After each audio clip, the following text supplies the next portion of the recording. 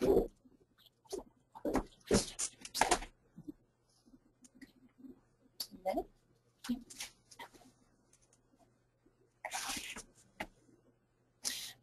to the webinar. I'm here with Julia Frasca, and I'm Cheryl Frischman, and on behalf of Littman Krooks, we'd like to welcome you to a very special webinar series, and today we're going to be talking about Part 4, and today we're going to be talking about the IEP, the Individualized Education Program. It is the most important document for your special needs child. And Julia and I... You know you weren't on. You started it before we told you to start. You have to wait till we tell you to start because we have to click. What? It's just to show our screens. You're getting a signal. Okay, I'm sorry. That's fine. Just make sure it's also recorded. The broadcast is now starting. All attendees are in listen-only mode. Hi, I'm here with Julia Frasca, and I'm Cheryl Frischman, and we'd like to welcome you to a very special webinar series. This is Part 4 of our webinar series where we're trying to take you through everything there is to know about special education and planning for the future. And today, Part 4, we're talking about the IEP, the Individualized Education Program. This is the most important document for your special needs child. It's so important that we decided we were going to spend an entire hour talking about it. And usually when Julia and I do presentations, the IEP takes up 1 or 2 slides, and it's just not enough because this document is really, really important. And before we go through the IEP itself, we're just going to do a little bit of review because everything really builds upon everything else. Now, we've done 3 previous webinars. We did an overview of special education. We did a understanding evaluations. We did one on the big meeting. So I just want to give you, and Julia and I will give you a little bit of an overview just so we have a framework for moving on. Please save your questions for the end. We'll save about 5 to 10 minutes at the end for questions. There also will be a replay available if you're having sign-in difficulties or if you're not able to get everything or if we're moving a little too quickly for you this morning. So, Julia, do you want to talk a little bit about the framework and why, what are the laws that have to do with special education that we need to be concerned about? Sure. First, I'd like to just discuss some of the acronyms. You're going to hear a lot of acronyms in special education law, one being IDEA. It stands for Individuals with Disabilities Education Act. This is the federal special education law. The purpose of the IDEA is to ensure that all children with disabilities have available to them a free, appropriate public education. You'll often hear this referred to as FAPE. And this emphasizes that special education and related services are designed to meet unique needs of the child and to prepare them for future education, employment, and independent living. And what you need to know about the IDEA is, as Julia said, it's a federal law, which means it's the same whether you're in Hawaii, which is where I wish I was right now, because it's very cold here in New York, or here in New York or Kentucky. It's the same. And this is a law that's evolved, over the years. In 2004, when it was reauthorized, they just put further education into the law. But here in New York, we also have our own special education law, and it's much more important as a parent and advocating for your child to be familiar with the New York law. And Julie, if you want to talk a little bit about the New York law. And each state can have its own special education law. In New York, it's Part 200. New York special education laws fully take into account the federal law and also offer more state-specific rules and regulations. So, New York gives you more, and sometimes it's important to really look at the New York law when you're trying to navigate the special education system. A lot of times we Google things, and you get things that happen in other states, and in New York we have particular And we'll talk more about those actually when we talk about transition and things like that. And you're going to specific rules that can be very beneficial to parents. So it's important that you review those laws. And again, you know, being a parent, I know you're not or an advocate. I know you're not a lawyer necessarily, but you need to get through this. It's like taking your medicine. You've got to get through it because it's the only way that you can be an effective advocate. And at the end of the presentation, I'll give you a site that gives you that information. So Part 200 is the part to know. And being considered a child with a disability under the law is for IDEA is not as easy as it seems, right, Julia? Because it's actually a two-tier test. And can you explain that a little bit? Sure. In order for a child to be eligible for special education, they have to be determined to be a child with a disability. This is a two-tier test. First, the child with an intellectual disability, hearing impairment, speech or language impairment, visual impairment, serious emotional disturbance, orthopedic impairment, autism, traumatic brain injury, other health impairments, which includes ADD, or specific learning disabilities. So the child has to fall within one of these categories. And then, by reason of the disability, the child requires special education and related services. Now, that's the part that B is the part that usually throws people for a loop, right? Because, you know, special education means that something has to be modified in some way. Some curricular modification has to occur in order for the child to learn. So, for example, if you have a child with ADHD and they get preferential seating and they get time and a half on tests and they get an extra set of textbooks and they have things read to them and they can take frequent breaks and they can have homework broken up into different segments or longer to do their homework, that wouldn't be special education, right, Julia? Because that child is taking the same test and the curriculum in no way is being modified. So in order for a child to be eligible for special education, they need to need something modified in some way, and sometimes parents get very, very confused. And you know, we do have a Section 504, and actually our next webinar is going to be completely on Section 504 because I think it's the most misunderstood part of special education. And so many parents come in and say, hey, but my doctor diagnosed me with X. And yeah, your doctor may have diagnosed you with X, but that doesn't necessarily mean you need an IEP. So today, we're only going to be speaking about the student who qualifies for special education and the IDEA, and our next webinar will be specifically with 504. Do you have anything to add about that, Julia, or do you want to just go on? I guess we'll just talk about what do we have to get, you know, in terms of special education. You know, what is, Julia said earlier that the IDEA and Part 200 requires that we get FAPE, a free and appropriate public education. And can you talk a little bit about what FAPE is, Julia? Sure. Special education and related services are provided in an Individualized Education Program, the IEP, which is designed to meet the unique needs of a child with a disability. This must meet the state standards and must be provided at public expense. And one of the things that you know, we emphasized in this slide is it's got to be provided in that document. So that document is very, very important because if it's not in there, it doesn't have to happen. Also, appropriate is the reason that, you know, Julia and I have a job, and we say this all of the time, that appropriate does not mean the best. We have courts that have come down and said it doesn't have to best. It's got to be unique to the child. It's got to be individualized. It's got to be free. The child's got to make meaningful progress, but it does not have to be the best. So even though I would love to be driving around in a Ferrari because that Ferrari is the best and I think I would look amazing in it and I think Julie would look pretty cool in it too, we could drive around in it together, that the school district doesn't have to give us that Ferrari. I happen to drive a Volvo. It's a great car. And the district has to, it's a safe car. Maybe it has to be a new Volvo. You know, it's certainly, considering I'm not the smallest person in the world, it couldn't be a Mini Cooper maybe because it didn't fit me.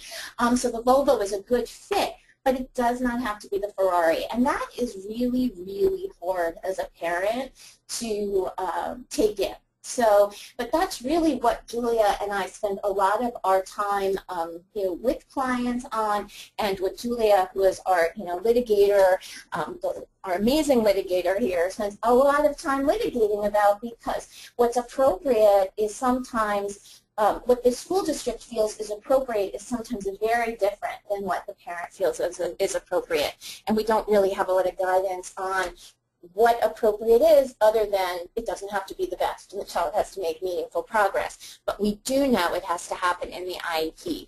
Now, what drives the IEP, and this is why we did an entire webinar on evaluations, because we must, as parents, and I say we because if you don't know me, I have a child with significant special needs, and I didn't learn in law school, you know, how to read an evaluation. But if you're here listening and you didn't attend or listen in to webinar number 2, and you're sitting here saying, I'm not sure what a grade equivalent is, or an age equivalent is, or a standard deviation, or a T-score, or a Z-score, or a STAI-9, then you must go back and learn it, because unless you understand the evaluations and understand the data, you are speaking a different language at the table, and you can't really effectively advocate for your child. So again, it's not something that we want to do, you know, or that we, you know, ask parents.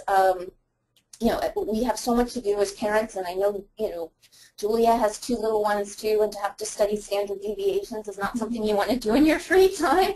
But unfortunately, this is part of our job as parents when our children are tested, to be able to understand evaluations, because it's data that drives the IEP, and that's why I really, really want to hit home today that we can stamp our feet over and over and over again and say our child's not making progress, or your child's not making progress.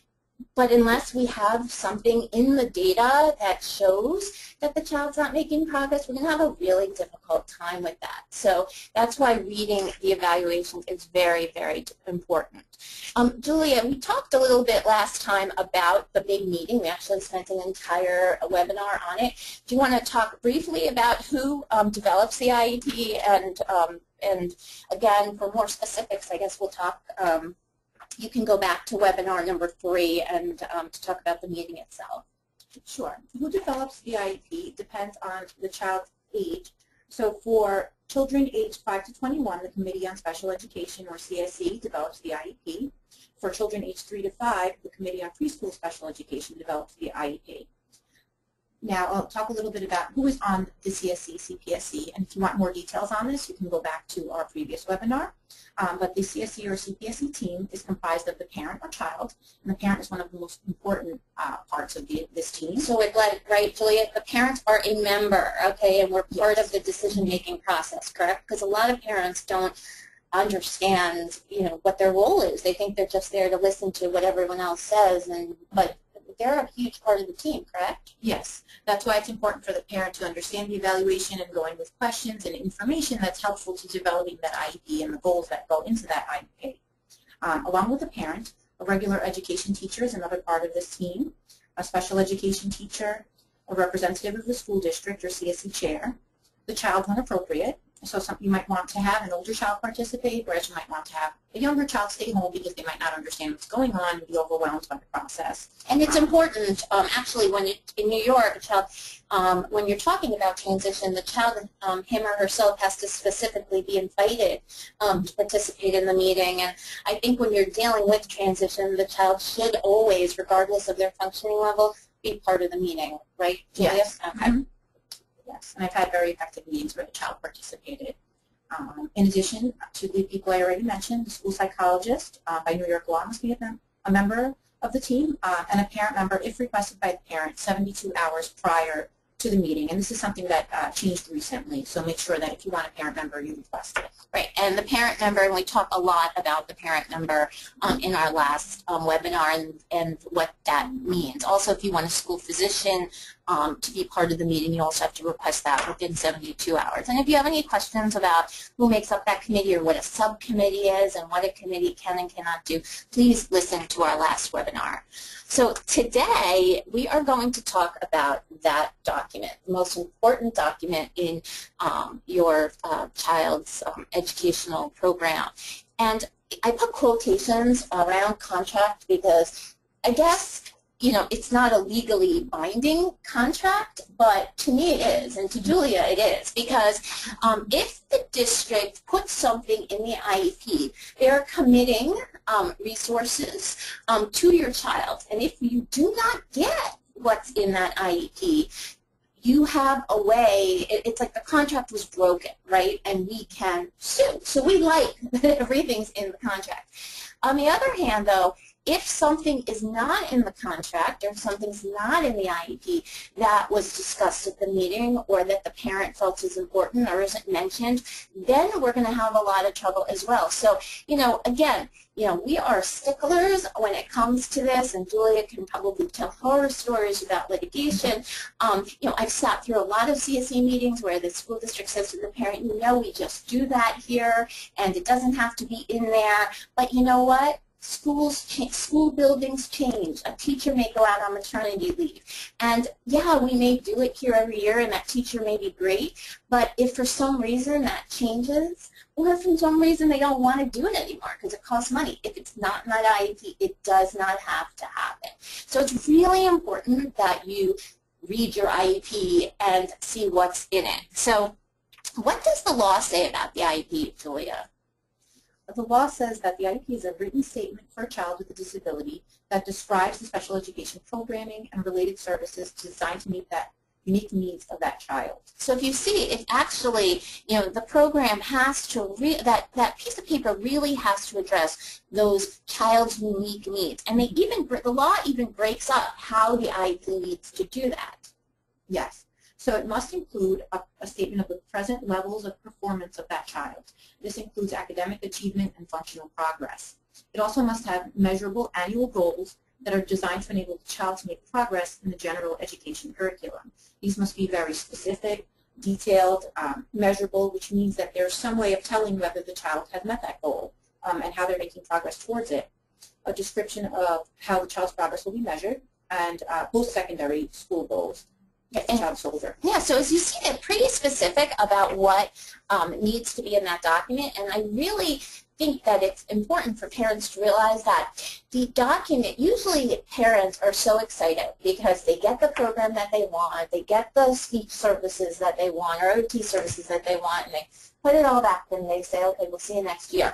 But if you really look at what the law talks about in terms of what's important in that document, it's not even really mentioned there. I mean, it is mentioned there, but what they find, what must be there, is who the child is today and what goals that we have to work on. And sometimes those goals and that present levels of performance, which I think are the most important parts of the IEP, are usually what parents forget about or don't dwell on as much as they should. Julia, if you want to talk about a little bit of the purpose of an IEP. Sure. The IEP is supposed to be the foundation or blueprint for the student's program. So this is the document that all of the staff and teachers that deal with your child look at in order to determine what to do for that child academically, socially, emotionally. It's supposed to take into consideration all of these things. It is the tool to measure the success of the program and services. It's used to monitor accountability. It clarifies resources to be committed. It provides consistency. It's a communication tool for teachers and parents to understand the unique needs of the child, and it also allows for mutual decision-making by the parents and team members. Right, so this is a piece of paper that should be able to, and this is really important when you're talking about children that switch classes maybe and are in the general ed in middle school or high school. You know, every teacher needs to follow this consistently, so it's got to be read and understood by everything. Because how confusing could it be for a child with special needs, to be treated differently in ELA or English rather than math, so it needs to be consistent. So in terms of writing the IEP, the school district, there are some guidelines that the school district should be taking into account that we also look for when we're looking at these documents. If you want to talk a little bit about those guidelines, Julia. Sure. The IEP needs to be very specific.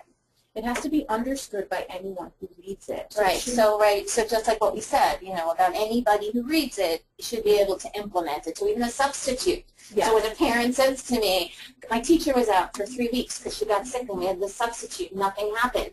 Well, that substitute should be able to read that IEP, right? Exactly. Anyone who comes in, so a substitute teacher should be able to pick up the document and understand the child by reading this document. Right. It needs to be a useful tool. It has to be objective. It has to be comprehensive yet concise, and it has to reflect the student's strengths as well as areas of weakness and disability. Okay. And these are general guidelines that we look at, in terms of when we're judging whether an IEP is effective. Now, we talked a little bit about how important the goals are and the present levels of performance.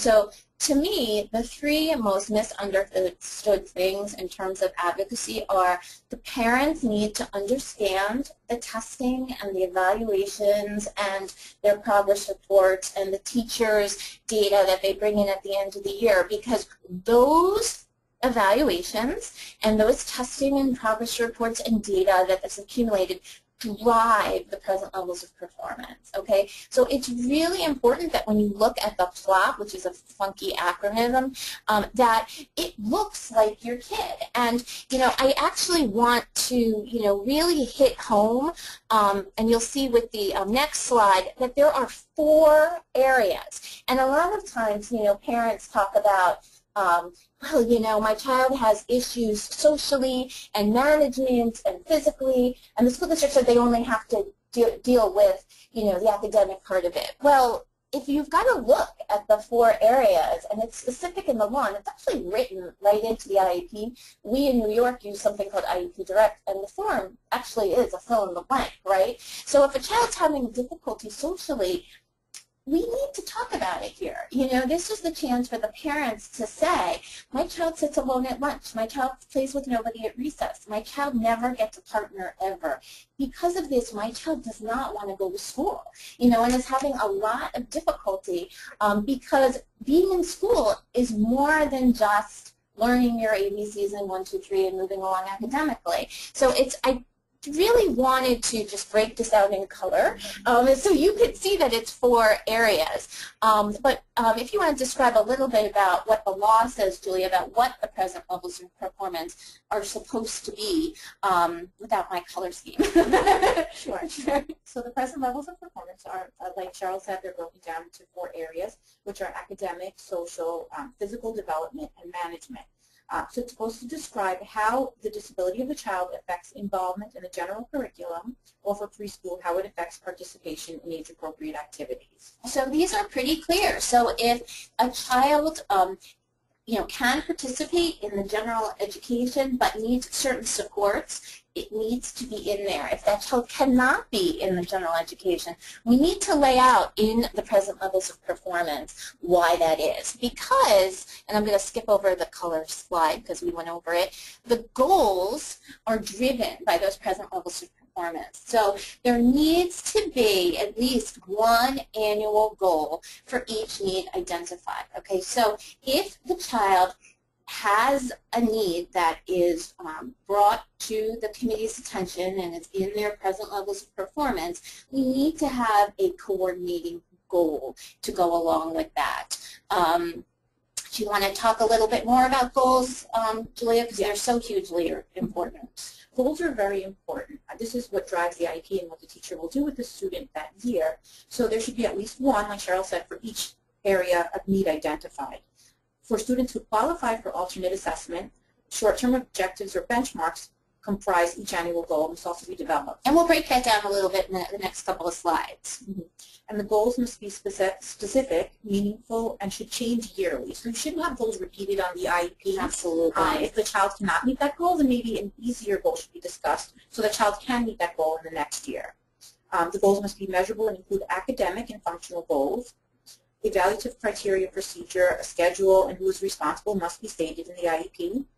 And the goals are not a restatement of the general education curriculum. They must be specific. Yeah, they must be specific. So sometimes parents come in and say, and again, Julie and I only represent parents, so we hate to blame parents, but sometimes parents say, well, my kid can keep up with this, but they can't keep up with this, and they can do this with the Common Core, but they can't do this. And this is not like a breakdown of everything in the general ed curriculum. This is where the child has deficits and what we need to do moving forward. And just to hit home, and I gave this example last time, and it is an exaggerated example, but it is truly what Julia and I see, I'd say, every single day. So a parent comes into our office fuming usually. I mean, no one's happy to see a lawyer wanting to pay us. Fuming because they're upset about a program that's going on for their child. And so I'll just use my son's name. I am that parent, and I come in and see Julia, and I say, you know what, Julia, I want out of this school. I need a new program.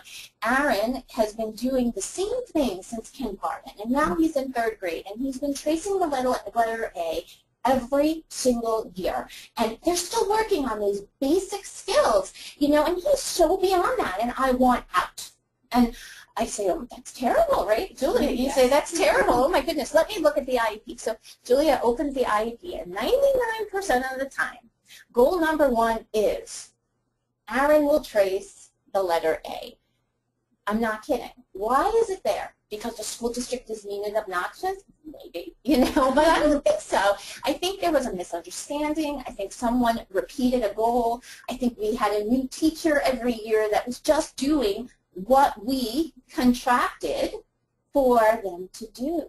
So, yeah, the program may have not worked, but why are we talking about this at the end of the year 3? Why aren't we looking at the progress reports? Why aren't we looking at the goals at the beginning of the year? Why aren't we reading the IEP? So it's so important that you read your child's IEP because you can call a program review whenever you want. Goals can be changed in New York State on consent. You don't need a meeting. And a lot of times these things end up in IEPs and they're errors, right? I mean, yes, we wouldn't have a job if they were only errors, but a lot of times there are errors, and that really, is very important. So goals need to be, specific, measurable, achievable, relevant, and time limited. And we'll break this down a little bit for you. If you want to go ahead and talk about in terms of developing annual goals, what you need to look at, Julia. Sure. So it's helpful for parents before going into the IEP meeting to review the student's past achievement, consider the student's present levels of performance so they can be estimated and what can be expected in a year's time. Yeah, it's very important. So sometimes we've got a kid that's not reading, and the parent comes in and says, oh, I want my kid to read, I want my kid to read. But if your kid's in 4th grade and they're not reading, they may get to a level that is still not 4th grade level by the end of the year. You can't hold the school district accountable for unrealistic goals, so they're not going to agree to a goal that's going to have a child reading at the 4th grade level if they're not reading at all, right, going into the school year. So it's got to be achievable. Yeah, so the goals have to be specific to that child. So it doesn't matter if the child's in 4th grade. If they're reading at a 1st grade level, they should have a goal that they can achieve. And that's why sometimes when parents talk to us about keeping a kid back in preschool because the child's not ready for kindergarten, when a child's in special education, everything is remediated down to that child's level. So it shouldn't matter where the child physically is, only that the goals are appropriate. So sometimes, and this is a hard sell, and we have parents that come in and say, but, I hear if I don't, go to kindergarten, I can't get my special education services. And that's true, but it's a good thing. So you go to kindergarten, and kindergarten may not look the same for your child as it looks for everything else, but if they have an IEP, it's very individualized based on your child's goals. And other categories of instruction for each deficit area must also be included in the annual goals that we were discussing before. For example, social skills, communication, vocational skills, academics, behavioral skills, and then they must also assess the practicality of the chosen goal in terms of final outcomes, age appropriateness, relevancy. So if your child's in high school, all right, and they're like say 16 or 17 and they haven't learned math yet, okay, they haven't learned how to act, maybe we really need to look at different ways in teaching maybe something called functional academics, because maybe at this point in the child's life, not saying you ever give up on your child, but maybe you can learn math in a different way that's more functional, because the kid's going to be getting out of school. And at that, sometimes math is if we're not going to be able to learn it, there's other ways. We can use bank cards, we can learn money in different ways, we can learn functional academics. So it's important that we really look practically at a goal and compare it to where that child is chronologically. So we develop a checklist of when we're looking at goals, really what we should be looking at. Do you want to talk a little bit about that, Julia? So this is what I do when I review parent records. I look at the IEP and the annual goals, and I ask myself whether the goal is clear and understandable. Is it vague? Does it avoid educational jargon? Is it specific? Is it vague? Is it not too specific? Is it positively stated? Is there at least one goal for each area of need in the present levels of performance? Can the goal be justified on the basis of the present levels of performance? Is the goal practical and relevant to the needs of the child? And can the goal be accomplished in 1 year? And it's very important because goals are not a perfect science. A lot of us have our IEP meetings, our annual meetings in January or February, and we're developing goals that may look not be exactly relevant for September, but it's important to understand that we can review them at any time. So if we get our progress reports, which we should have all gotten around now, because I think that because the school district has to report progress to children that have IEPs at least the same time, the amount of time that they report progress to general ed. So if general ed's gotten a report card, you should have gotten a progress report, along with your report card or just a progress report. And if you see that every single goal is achieved, so I guess we held the bar a little too low, right? So if the goal hasn't been started or we see no progress seen, well, maybe the goal, we held the bar a little too high for the child, and it's in time to really look at it. And that's the time to really go in and talk to your teachers and speak about the relevancy of the goals. It's really, really important. And, each goal, we tried to break it up so you could really see what makes up the goal. So if you look at the direction, for both, we have Susan, who in certain situations will increase, and her deficit is reading readiness. So Susan will increase her reading readiness from pre-primer to primer using individual and small group instruction. Okay, so but Susan also needs to decrease some of her behaviors. So Susan will also decrease, this is another goal, blurting out from 10 times of an hour to 1 time an hour, and this will be done by a consultation to the general education teacher. So Susan may be in the general education setting, and the special education teacher may be consulting in with that general education teacher to help her control Susan's blurting out. In terms of her reading, that's direct. I mean, that is, she is going to get individual and small group instruction to get her to the reading level that she needs to get to. So, goals really, if you break them down, they should really all break down this way. And if you look, you're using those present levels of performance. Where is that kid right now? And where do you think realistically, okay, based on who they are, they're going to go, okay? So goals also have to be measurable, which is really, really important. If you want to talk a little bit about that, Julia. So the components of a measurable goal include target behavior, condition, and criteria. So I'll explain this a little bit. The target behavior is the skill or behavior in need of change. For example, writing a 3-paragraph essay. So this is something that the child would like to achieve, that the school would like the child to achieve. This condition is the circumstance under which the target behavior is to occur. So the example would be when a topic is chosen in ELA.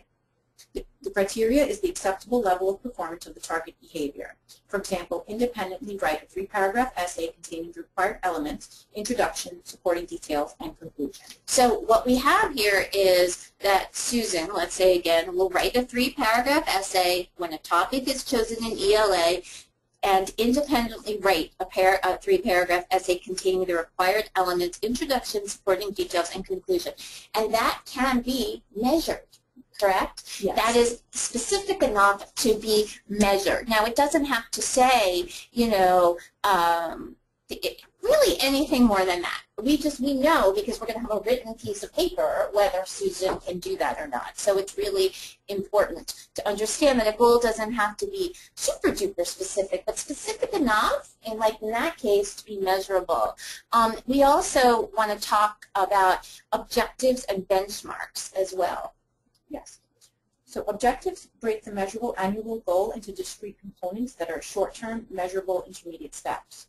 Benchmarks break the measurable annual goal into major milestones that the student is expected to reach within a specific period of time. And these are important, but they really are most important when we're dealing with students on what's called the alternate assessment. And we'll talk a little bit more about the alternate assessment when we talk about graduation requirements. But basically, students that are not taking state tests, which is a teeny tiny percentage of students that shouldn't be taking state tests, and students in CPSE. So if you have a child in preschool, you're always going to have your goals broke down into short-term objectives. Once you get to kindergarten, these goals are annual, okay? Now, unless your child is going to be an alternately assessed child. And so if your child is alternately assessed, then the law is pretty clear that they each goal has to be broken down into short terms and objectives, which provide a basis for determining a student's progress. Again, these outcomes should be student-based, which means that learning is measured by observable behavioral changes of education skills over a period of time. So you would see something like, you know, Aaron will, by, you know, the first reporting cycle, be able to reach the goal by 20%. And that 20% is something that you must meet, okay? So it kind of breaks down that annual goal into short-term objectives that we have to meet. So if Aaron can't meet that by October, then it's time to change that goal now. Okay? Whereas a student on a annual that's getting annual goals, you know, we're hoping that they may get to 20%, but maybe they may not. And maybe the teacher says, no, you know, we were hoping for 20% by October, but I think they're going to gain the skills and be able to make it to 50% by January. And, you know, there really isn't any, target that must be accomplished other than that annual goal. But if you see that your child is not meeting, the standards, of course, if they're not making any progress, even if it is an annual goal, we need to talk about it right at the beginning. So we also need to know, how is it going to be measured? So we have this measurable goal. So who's taking the data and how is that data going to be collected? The data collected should be specific to the goal, the student, and the environment. It should be collected generally on a daily basis by whoever comes into contact with the child. Some examples of data collection sources are rubrics, checklists, observations, records of verbal responses, portfolios, shortened tests, open book tests, teacher-made tests, illustrations, reports, observations from internships and vocational experiences, hands-on performance, and self-evaluation. There should be some kind of schedule by which a teacher or a special educator or related service provider collects this data. It can be quarterly, mid-year, monthly, based on a number of consecutive days or the last week of each month, etc. And the data collection persons can be the general educator, special educator, related service provider, etc. And this is really important because, when you have a child, for example, that has sensory dysfunction or sensory needs, and data is being collected first thing in the morning. Now, anyone that has a child who has sensory dysfunction knows that the child in the morning is very alert, okay? Now, after lunch, they may fall on their face. So you want, and no child should fall on their face, but I mean fall on their face in terms of being able to handle the academic environment. So Julia, in that situation, you really want data taken in the morning and maybe in the afternoon for that child, because the child will look very different if data is taken first thing in the morning.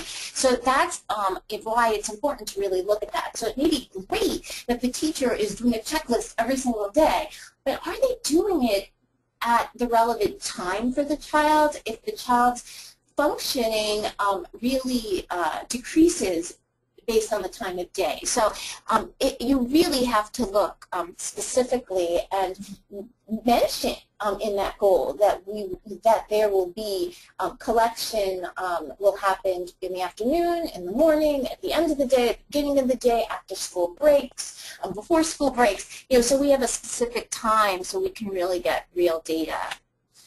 So the goals, and why the goals are so important, is that they are what drive the services. Okay, so if the child needs individualized instruction and needs to read and needs, needs a lot of sensory input in order to learn, those will drive the resources that the school district is going to commit to the child. It's not the other way around, which we see a lot. A school district has a class, and they created a fabulous class for the cohort of children that were here 3 years ago, and now they've dedicated all these resources, have these teachers all tenured, and they have this class with 2 kids in it. And so they want to put your child in that class, but it may not be appropriate for your child based on your child's goals and needs. But stamping your foot and saying, that's not the right class is very different than developing goals that could not be achieved in that class. Okay, so sometimes we as parents have to kind of take a step back and work with the school district in terms of developing goals that of course couldn't be done possibly, couldn't be done in a class maybe that the district has. So the reason we're running through it like this is so you understand that the present levels of performance and goals are what is going to drive what the district is going to give your child. It's not the other way around. So when a district says to you, if you're going to this school, it's built into the program that you're going to get 2 speeches and 2 OTs, and that's it. If your child requires more, I don't care that it's built into the school. If what's appropriate for your child based on their goals necessitates more, it doesn't matter what the school provides. Now, you may put yourself into a pickle as a parent because you really want this school, and then you find out that the school only provides X, Y, and Z, and sometimes we as parents have to, because we want that program, and we know even if we're not going to get all the speeches that we need, there's so much speech in the class that we may not want to fight the district on the placement, because the district can say, okay, fine, then we'll place them somewhere else. So you need to play around with that a little bit, but realize that it's the present levels of performance and goals that drive the program. And what are some of the different things that a school district can commit to in terms of resources in a special education program for a student? A student special education program can include things like special classes, resource room, direct or indirect consultation, consultant teacher services, travel training, home instruction, special teachers, including itinerant teachers. And the itinerant teachers we usually see mostly in preschool. We're not going to see a special education teacher typically assigned to a child in one-to-one in regular, in school from the 5 to 21. In addition to special education program, we're also going to look at what related services, in addition to the type of class that the child's going to be in. In addition to that, the child may need related services, and those are typically related services are additional services that are needed in order for the child to receive a meaningful educational benefit. These are developmental, corrective, and other supportive services required to assist the student with a disability, in addition to the special education program that can be done individually or in a group. Some examples include speech and language pathology, audiology services, psychological services, physical therapy, counseling, parent counseling and training, school health services, etc., based on what that specific child needs. So basically, like for example, if you have a child who, has a lot of social deficits but can probably make it in the general ed, so the school district may give that child a integrated or collaborative type of a class in terms of their special education services. And this is only for example purposes, okay?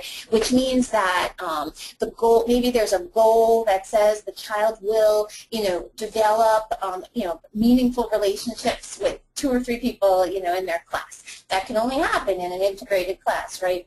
Because, I don't know, it could happen in a special education class, but let's say they need general education role models in order to meet their goal. But what if the child also needs a social skills group outside of the general education or integrated class, because the child has difficulty picking up on visual cues and what that means. And even though the child can speak, the child doesn't understand that they have to make eye contact. And they don't understand why a kid may or may not have been nice to them after something that they said. So in order to meet the goal, the child may require, in addition to that collaborative or integrated class, psychological services in a group, okay, to reach their goal. So we're not going the opposite way. We're saying this is the kid's goal, and how are we going to achieve that unless we do it in an inclusion class with group therapy, because we don't have social skills, can't be really written into the goal, but we do see psychological services given in a group, and a lot of school districts do that. In addition to the related services, there's more that we need to look at in order for that child to be able to reach their goals. And these are program modifications, supplementary aids or services, or supports that aid the child provided in general education classes or other education settings to enable the student with a disability to be educated with non-disabled peers in the least restrictive environment. So this is really the, we'll talk more about least restrictive environment. Actually, this is all we usually see on like a 504 plan, right? Yes. Okay, so this means in addition to the special education and related services that the child's going to get, that the child's going to also have preferential seating. The child's going to have frequent breaks. The child's going to have time and a half on tests, because the child needs that to reach their goals, right? Okay. In addition, we want to talk about methodology, and I would kind of take a break from, what needs to specifically be on the IEP, because this is something that's extremely upsetting to parents. Because a parent comes in and says, oh my goodness, in preschool, all I did was all my child did was ABA, Applied Behavior Analysis, and that's all they got. And in kindergarten, they're using a different methodology. Or my doctor told me that my child cannot read without Wilson reading, and that's it. So it does not have to be that methodology you choose. It's got to be it's got to be the school must use scientific research-based instructional practices and interventions that are based upon peer-reviewed research, if such research exists. So if the district is using a reading methodology that meets that standard, it does not have to be Wilson. However, if your child's goals can only be accomplished using a Wilson methodology, then it may be appropriate. But we're not going to mention that, right, anywhere in the IEP, because we really should be talking about methodology. But let's say a child, for instance, came from an ABA preschool, and which is a methodology that's used a lot for children with autism. And let's say that now they're going to kindergarten, and the kindergarten class is based on something called TEACH, which is another scientifically based methodology. So it's absolutely appropriate for a kid with autism. It's been shown to make progress. However, in TEACH, a child has to be a little higher functioning. They have to be able to follow directions, recognize text pictures, be a little more independent. It's really not based on one-to-one delivery of information.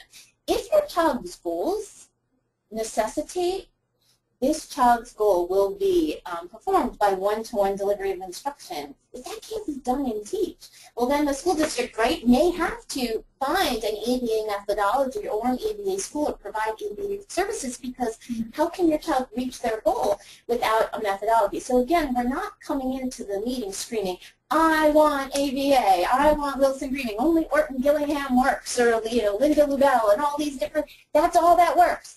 What we do is, if we know that that's the only thing that's going to work, because we know our child and we've read the evaluations, is we need to develop goals that can only happen using that methodology, right, Julia? Okay.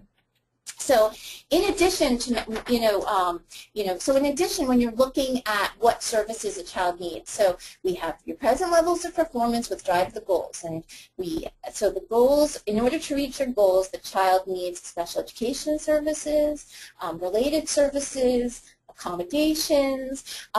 We also need to look at whether assistive technology is necessary as well for the child to learn, right, Julia? It's something that should be really considered in each and every IEP. It is a fill in the blank. Yes. And talk a little bit about what assistive technology is. Okay. Assistive technology can be any item, piece of equipment, or product system, whether acquired commercially off the shelf, modified, or customized, that is used to increase, maintain, or improve the functional capabilities of a student with a disability. This should include training on how to use that product if the student has no experience with it. And also training by the people that, caregivers or teachers. Yes. So that's very important. You can't give a child a piece of equipment and then say, okay, nobody that works with the child understands how to use it. Right? Yeah, for example, I've had children with hearing impairments need FM systems, and then none of the teachers in the class were trained on how to use the FM system. So even though the child had that, it was essentially useless. So it's very important. And also whether the student is able to take it home. Sometimes they can use that device at home to help them generalize. Right, and it's important. Like, if the child needs the device to do their homework, and homework is part of their program, they should be able to take it home. And assistive technology does not mean it's got to be a fancy piece of, equipment, like a speaking device, and that's something that's really misunderstood. This could be a pencil grip. This could be a seat cushion that's used for positioning that we need for OT. This could mean PECS pictures, which are assistive technology. And we're running out of time, and I do want to get to some of our questions, but I do want to get through the material first. So we will do the best we can to get to your questions, and we're going to talk, we'll talk quickly about your questions if you hang in there for, maybe 5 minutes extra. But just to understand that if it's not in the IEP, it doesn't have to happen. So you're saying you mean the pencil grip has to be in the IEP. Well, yeah. If you want it to happen, it really should be in there if the child needs it specifically to reach their goal. And you know what? I am going to skip transition services because we are doing an entire webinar. I think it's coming up in 2 or 3 webinars, and we'll have the dates out in the next couple of weeks on transition, and we will go through all of this. Okay, so I'm going to skip this so we can, because we are going to talk about this ad nauseum in terms of what transition services are, what it should look like in an IEP, but just for the purposes of today, know that if a child in New York is going to be 15, that IEP that's in effect when that child turns 15 needs to have transition needs to be part of the discussion because it's going to be part of the IEP. So we will talk specifically about what a good transition IEP should contain in the transition webinar. We will talk about all of this, I promise. So in the interest of time today, because I do want to get through this, most of our slides here and get to some questions, tune in to our transition webinar, and we will talk about that for sure. Also, when you're dealing with an IEP and you're doing a consideration of what the child needs to reach their goals, we're also going to look at whether the child needs summer services. And it's really important that, summer is not part of the typical school year. I mean, for instance, I have a daughter that doesn't have special needs, and when she goes to camp every summer, I hope that she picks up a book, but she doesn't have to, okay? And you hope that she doesn't lose everything that she learned last year. And there is a typical recoupment, there is a recoupment period that's kind of built in to every school year. And if your child needs assistance beyond that recoupment period, then they may qualify for summer services. So there's got to be, and that's why the data in terms of how the child is before and after breaks is really important, because we have to show that a child will regress beyond that recruitment period, and also understand that summer services are not for to move a child forward, it's just to maintain a child. So again, with my daughter who doesn't have special needs, we hope she reads a book. We hope that she doesn't lose it. That's what it needs to look at like. So if a child may be getting 5 speeches a week because the child needs 5 speeches just to move forward, the school district could, if appropriate, say 2 speeches a week could maintain them, right, Julia? So sometimes parents do see a reduction in services because it's for maintenance only. Now where? Now, and I think that's really, really important to think about. Here we went through the analysis that must go on at a meeting. So we sit at a meeting and we don't say, hey, we really, really loved the class that he was in last year and let's just do it again and everyone submit their goals. What we do is we say, Aaron, again, I'll use his name, Aaron looks like this. These are his present levels of performance in those 4 areas. Because he has certain needs, we have certain goals that we're going to work on for next year. And in order to meet those goals, Aaron needs a special class and maybe speech and OT and psychological services. In addition to that, he needs preferential seating. In addition to that, he may need some sort of assistive technology. In addition to that, he may need some summer services. And now we look around and we say, can we do that here? Okay, and that's so different than how parents usually come into these meetings, right? Because we usually have the parent being like, I want that class next year, or the school district just saying the kid's going into that class next year. But the where is the end of the analysis. You don't fit a square peg into a round hole. We need to fit the round peg into the round hole, right, Julia? So this is, now where is the last thing that we want to discuss. So just a couple of tips in terms of preparing. And again, we talked a little bit about this when we talked about getting ready for the meeting last time. Talk a little bit about preparing, for the meeting, Julia. Sure. Ideally, it would be great if the parent could go into the meeting having reviewed all of the evaluations, having a list of potential goals, of needs of the child, anything that has changed, because the program does not necessarily have to be the same from year to year.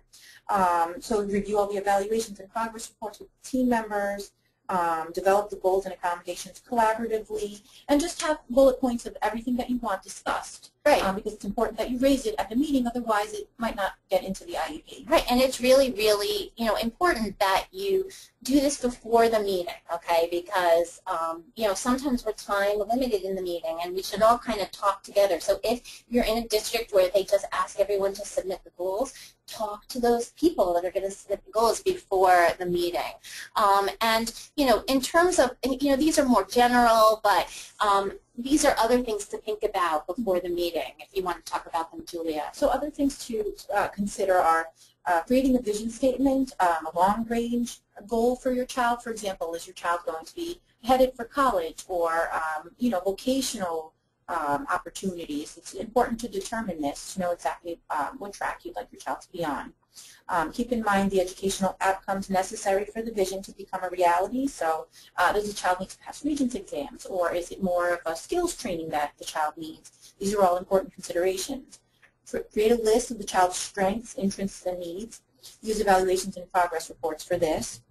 Come up with your own suggestions for the IEP, maybe a parent report. Yeah, there is, a parent report's doable. I mean, if you don't think you're going to get everything you want said everything you say, be able to communicate everything you want, write it down. Now, don't just write, I want this program. We need to look at, as a parent, you need to say, okay, this was the goal, this is what's worked, this is what didn't work, just like any other person would do in terms of creating any sort of report for the IEP. Mm-hmm. Exactly. And if possible, it would be great for parents to get draft goals to review prior to the meeting. So, for example, if you see that the child's penmanship is not legible, maybe have a goal requiring the child to write more legibly and, suggest this to the team. fill out sample IEP forms found on the OSC website. Yeah, there are sample forms that you can print out, and one of a great exercise is to kind of fill it in yourself and see if you can, based on the evaluations, build a program. It's a great exercise. It's hard, but it's a good exercise. Mm-hmm. Exactly, and you can prepare yourself mentally, organize your thoughts, create an agenda. This is all great to have before you go into the CSE meeting because it will really guide the meeting and make sure that you get everything across that you would like to discuss. And, prepare yourself mentally. Very important that you keep, and we talked about this a lot at our last webinar, have those bullet points, have that agenda available so you don't get sidetracked talking about your kid. We both talked about this. We have a ton of roles that we have to be at a meeting as a parent. We have to be the parent, a listener, a questioner, an active team member, a creative thinker, an advocate. And if you don't feel comfortable doing all of these roles, you may want to bring someone to the meeting with you. Not necessarily Julia or myself, because that may not be helpful, but maybe bring a friend or a grandparent or your spouse that can do what you can't do, which role you can fill. For example, I walk into my IEP meeting and I am tough. I can go to anyone else's IEP meeting. I'm a lawyer. I've been to court. The minute they ask me, how's Erin doing? I cry. I cry. I break down, and I always say, I can't believe it. I was like, because he's my kid, okay? And I can't do it without crying. And so I need someone else there with me because I get very emotional. And so that's what we mean by bringing someone else with you. After the meeting, thank everyone, even if you agree to disagree, for another meeting. If you can, ask to see a draft of the IEP before it's finalized. And if there's been a significant change in the program, we always say that you should write a letter confirming what occurred. This is a checklist that we put together. I'm just going to have Julia run through this quickly so we can answer some questions quickly. This is a checklist that we put together. And again, remember, you'll be able to hear this webinar again. We will have a replay available, so you can replay it. So when you review the IEP, it's important to ask yourself, are there clear statements about what my child can do right now in various areas? Do these statements of what my child can do agree with my own observations? Is what my child supposed to accomplish by the end of the year clearly stated? Do I think these skills are important for my child to work on? Are they reasonable expectations? Do I understand how learning is going to be measured and how well my child must perform each task? Have my ideas about what is important been considered in the development of the program? I'm sorry, I didn't switch the I didn't switch the slide. Go ahead. Do I know the specific educational services that will be provided? Do I know how much time my child will participate in the regular education program? Do I know when the last program will begin and how long it will last? Are there things I can do as a parent to help my child succeed in the program? How often will progress be reported to me? Are there opportunities throughout the year for the team, including the parent to lead? And also this website, which we've given out during all of our webinars, really has a lot of great information. And again, two questions that were asked that I just want to get to quickly is, could you provide a sample of a well-developed IEP or know where one might be available?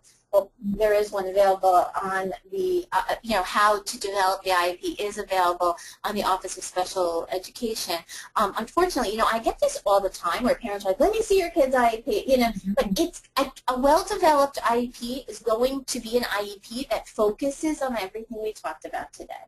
It has proper present levels of performance, so you look at that kid, and you look at that IEP and it describes that child, that student. It has goals that are relevant, that are different every year. It's got special education services that help that child meet their goals, and related services and assistive technology and summer services and accommodations help that child meet their goal, and then a proper placement. Other than that, it's going to look so different. Some children's IEPs have 25 pages, others have 4, and it's perfect. So I've had years where my son's had, 25 goals, and now he has 6 good goals, and they're really good. So another question that was answered, asked, and I think Julia can talk about really quickly, and then we're going to wrap up, is how does Part 200 interpret over in New York City? I mean, it's the same in New York City.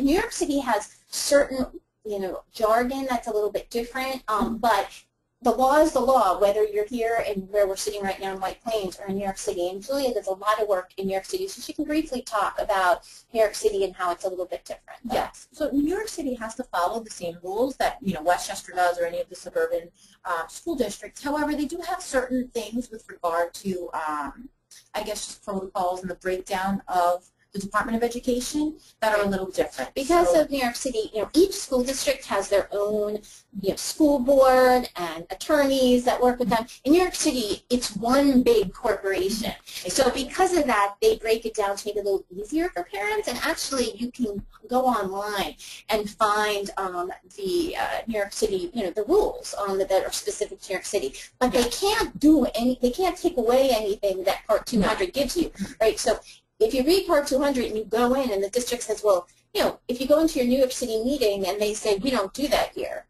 and you say, well, doesn't Part 200 say that you have to provide parent training for a child with autism? It applies in New York City. So, I'm sorry we didn't get to more questions, but I hope that you feel, because we really wanted to break down the IEP for you, and, again, this is usually 2 or 3 slides in one of our presentations, and here we're even running over in this presentation. It's really important, we thought it was really important to break it down for you. Next time, we're going to have the next webinar is going to be all about Section 504, which is, going to be very interesting, and I hope that you'll join us for that. And also, replays will be available and are available for the previous 3 webinars. And on behalf of Julia and myself and Littman Krooks, we wanted to thank you for attending the webinar today and wish you happy holidays. And I believe our next webinar will be in the new year. So happy New Year and happy holidays to everyone. Thank you very much. Bye. Bye-bye.